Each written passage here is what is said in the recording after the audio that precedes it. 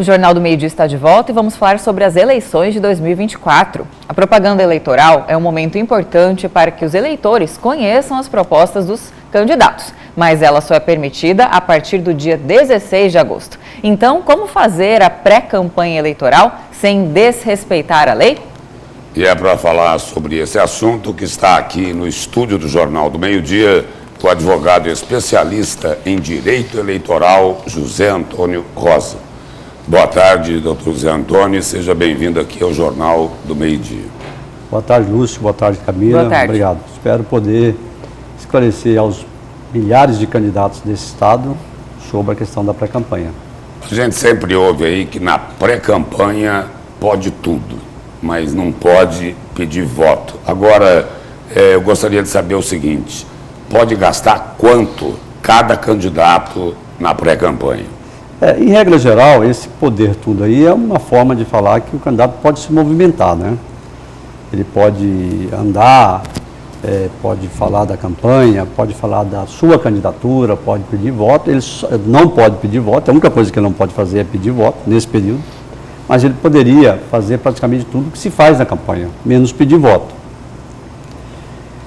Como a regra eleitoral ela é bem definida e ela deu agora com essa nova mudança eleitoral, mais uma fechada, principalmente na questão da internet, na resolução do TSE, é preciso que preste atenção, porque tudo que vale para a campanha, vale na pré-campanha.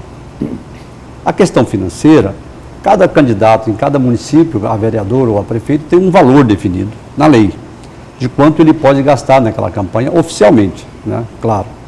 E aqui em Cuiabá, por exemplo, quanto o candidato a prefeito pode gastar na campanha?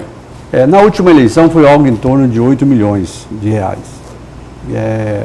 Nessa eleição, eu te confesso que eu não olhei ainda o valor, já tá publicada a resolução. Mas o percentual na pré-campanha é de quanto? Em torno de 10% desse valor. Não que tenha isso escrito na lei, mas os tribunais têm entendido que esse valor de 10% é um valor mínimo para o candidato se movimentar.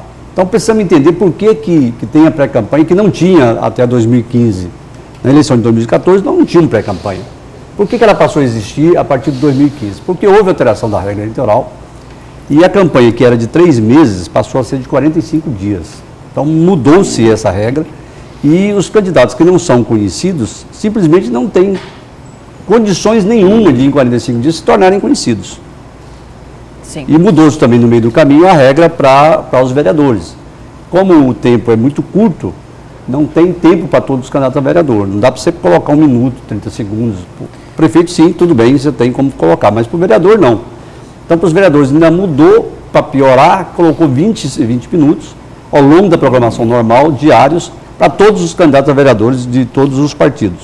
Então, quer dizer, não é nada esse tempo. E esse tempo é dividido de acordo com a participação de cada partido. Então, essa pré-campanha, na verdade, ela é uma pré-campanha para que o pré-candidato se torne conhecido do seu eleitor. Que ele possa dizer, olha, eu vim para fazer isso, meu programa de governo é esse, meu interesse é esse, sem gastar muito. E se sem gastar muito, os tribunais consideram até 10% razoável, pode gastar com quase tudo, mas desde que seja com bastante parcimônia, bastante cuidado para que isso aconteça. Doutor, o senhor mencionou que é proibido pedir voto, mas de que forma que essa questão de pedir voto é feita? Porque tivemos recentemente, em relação à pré-campanha aqui em Cuiabá, até o pré-candidato Abílio Brunini foi multado, acho que por 2 vezes, por uma propaganda antecipada ali de pedido de não voto contra o pré-candidato Eduardo Botelho. Assim, o magistrado considerou e o multou, pedido de não voto. Mas, de fato, ele não verbalizou, ele trouxe algumas informações associando o Botelho aos buracos em Cuiabá, o juiz considerou que isso era uma espécie de difamação. Nesse caso, então, pode qualquer difamação assim, insinuação, ser considerado um pedido de não voto? Não precisa ser verbalizado?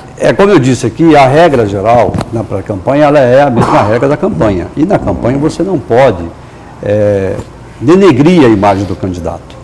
O candidato que está ali para disputar, você disputa o seu espaço, mas não pode denegrir a imagem do outro candidato. Então, na pré-campanha, isso vale também. Você não pode pedir voto para você não pode pedir que não vote no outro. Essa é uma regra ainda que não seja escrita, verbalizada, mas é uma regra que é válida. Você não pode querer denegrir a imagem do outro e imputar a ele certas responsabilidades que talvez ele não tenha, e aí pedir para não votarem nele por esse motivo.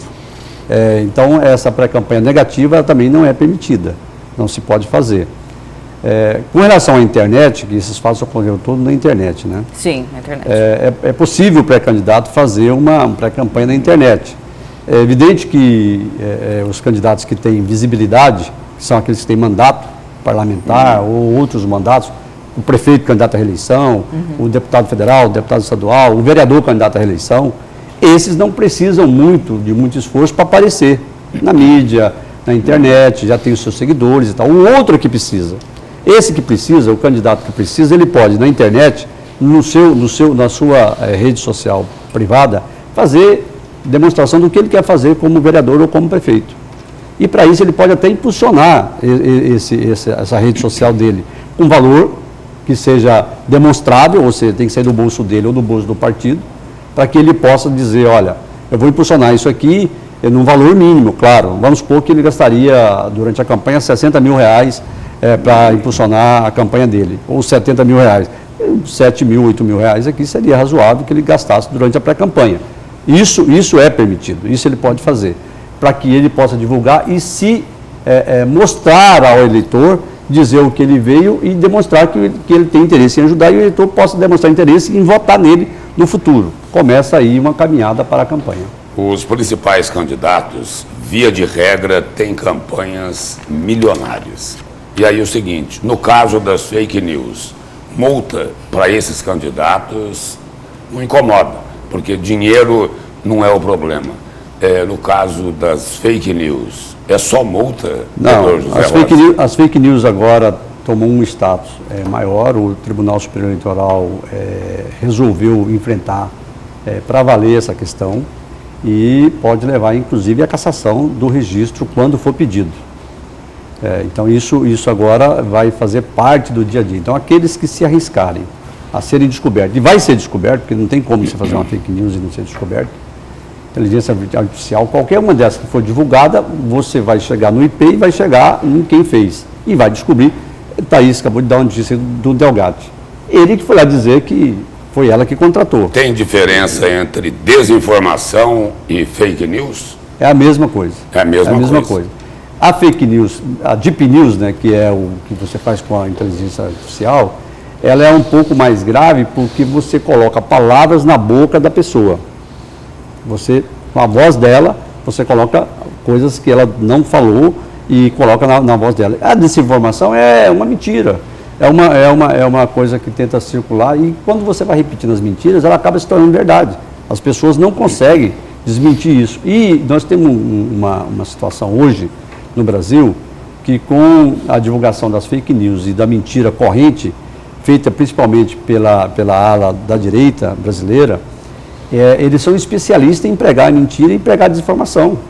E as pessoas acreditam, porque eles montam isso como se fosse um programa de televisão, como se fosse uma propaganda de alguma coisa séria e tal, e as pessoas acabam acreditando. E essa credibilidade é que faz com que você influencie negativamente o eleitor para não votar ou para votar naquele candidato.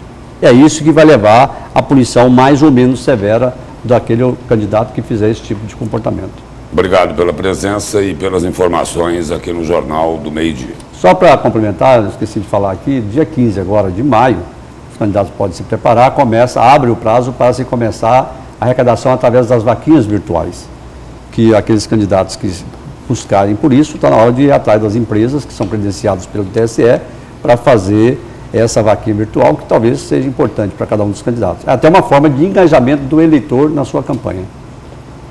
Obrigado. É isso. Obrigada, boa tarde. Muito obrigado, Camila. Muito obrigado, Wilson.